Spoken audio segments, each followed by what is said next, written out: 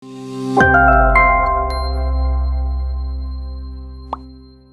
Assalamualaikum dan salam sejahtera. Kembali lagi kita dalam rancangan U equals U TV. Hari ini kita akan membincangkan topik mengenai HIV, CUDIPT.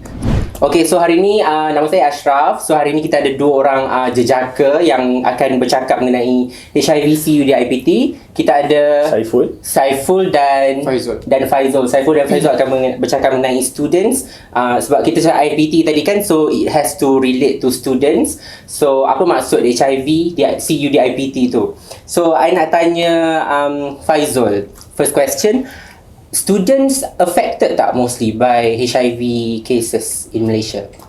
Bagi pendapat I wouldn't say that students are affected. However, kita ada statistik yang menunjukkan bahawa, secara tidak langsung lah, sebenarnya statistik yang dikeluarkan oleh Kementerian Kesihatan Malaysia untuk tahun lepas, kes HIV yang paling tinggi adalah daripada golongan umur daripada 20 hingga 29 tahun, iaitu 45%. Kemudiannya 30 hingga 39 tahun menyumbang kepada kadar peratusan sebanyak 32%.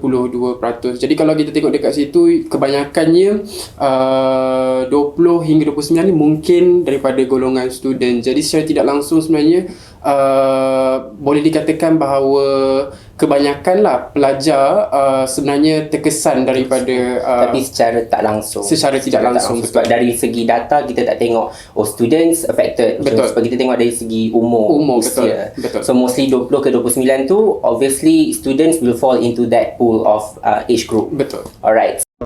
So pengalaman korang bekerja sebagai social worker, handling kes-kes yang berkenaan dengan students.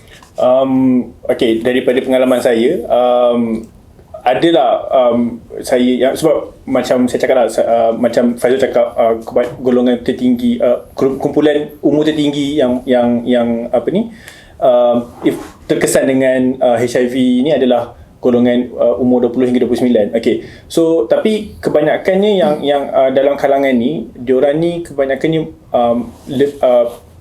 mendapat lebih kesedaran. So diorang lebih much more terbuka untuk mendapatkan rawatan, diorang lebih betul, dan mereka lebih mudah untuk apa, pergi ke klinik untuk buatkan rawatan, mendapatkan rawatan, dan juga kalau diorang dah tahu apa, kalau diorang ada apa-apa efek lain selain apa untuk berkenaan dengan ubat ke apa, diorang boleh tanya lebih lanjut, because diorang diorang lebih mudah lah untuk disampaikan social media, betul. semua kan, advocacy kan banyak berlaku di social media apa semua. So mostly orang muda, diorang scroll apa semua, or they get free information macam tu je. So macam terdetik nak buat test, so daripada situ terus dapat tahu status, and then data kita pun boleh baca, prevalence paling tinggi kat orang muda. Sebab kesedaran tu ada. Betul. And Faizul, any pengalaman you want to share? So far tak ada. Cuma betul lah apa yang cakap. You can cakap. Okay, tak ada, I main je.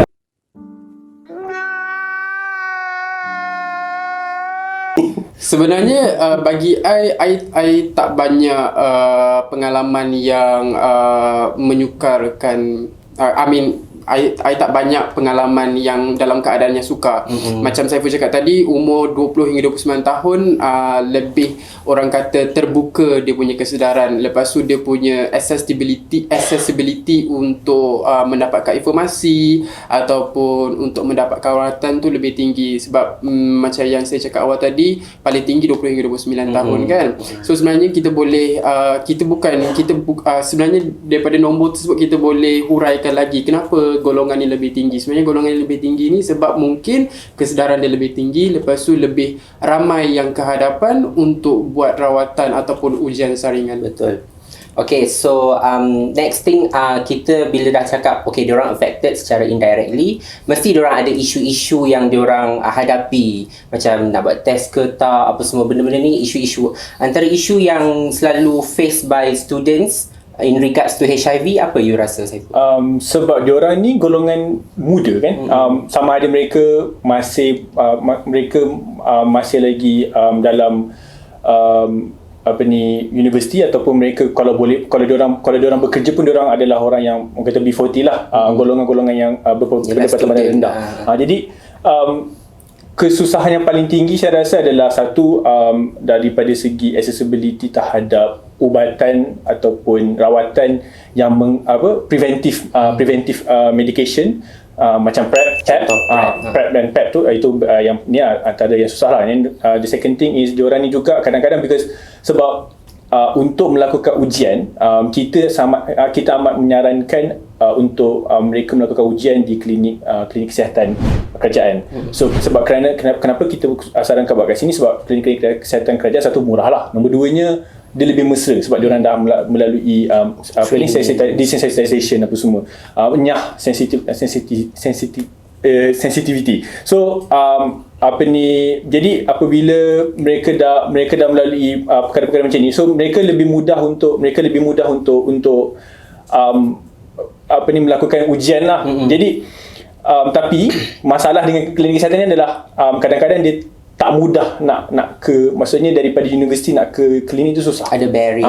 So jadi macam antara itulah itu isu yang diorang susah, masa dan masa sendiri sebab diorang ada kelas, ataupun diorang susah nak ke klinik sebab transportasi, kes-kes macam tu lah yang masalah yang diorang ada.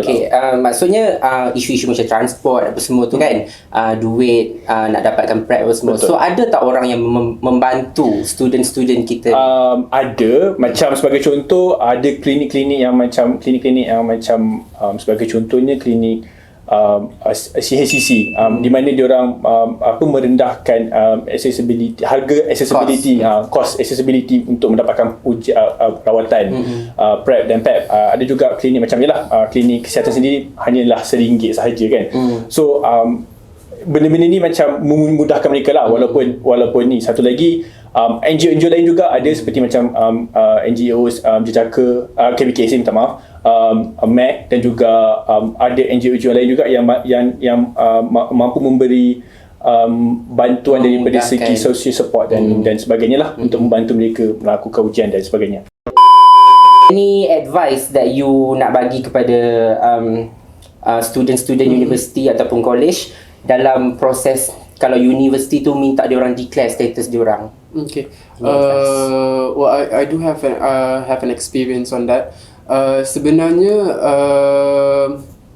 I pernah handle satu case di mana pelajar yang nak masuk universiti, tapi dia mempunyai tapi dia dah didiagnose HIV, positif HIV.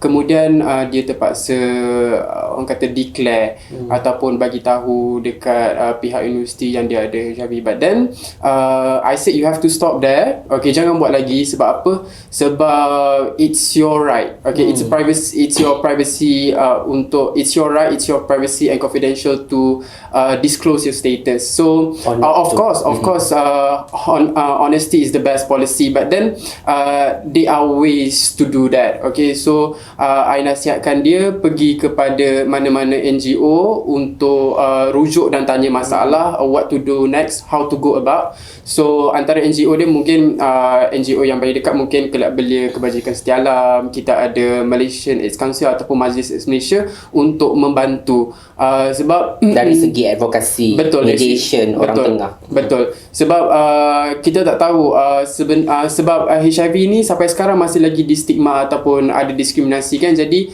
mungkin you have to think the consequences that you have to face afterwards once you disclose your status.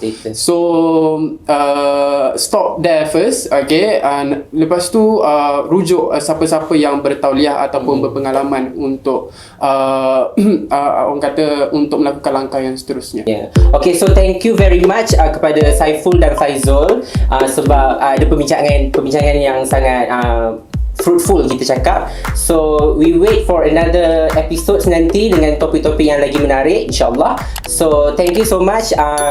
Bye. Thank you. Bye.